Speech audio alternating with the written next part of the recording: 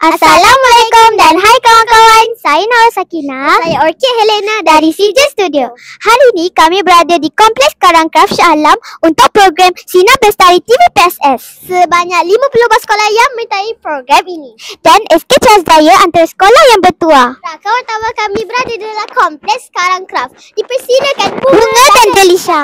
Okey, terima kasih Orchid dan Nora. Kami sekarang berada di Dewan Karangcraft. Di sini kami melihat banyak sekolah yang menyertai program TVPSS ini. Di sini kami akan belajar bagaimana nak jadi wartawan, pengacara dan cara untuk menghasilkan video yang menarik. Jom sama-sama kita saksikan.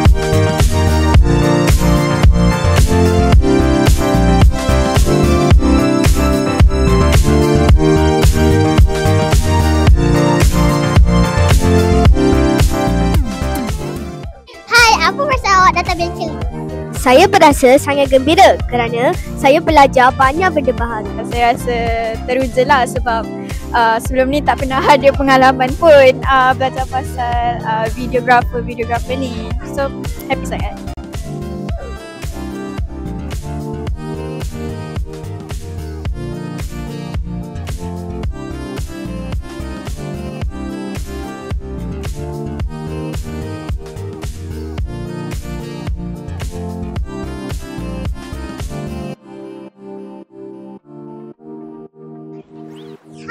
Best tak tadi? Best. Nora, apa pendapat awak pada program hari ini? Saya rasa sangat gembira kerana saya dapat pengalaman yang baru dan ilmu yang baru. Macam mana dengan awak, Orchid? Saya berasa sangat gembira mendapat ilmu dan juga kumpulan kami mendapat video terbaik. Itu sahaja laporan kami. Bye!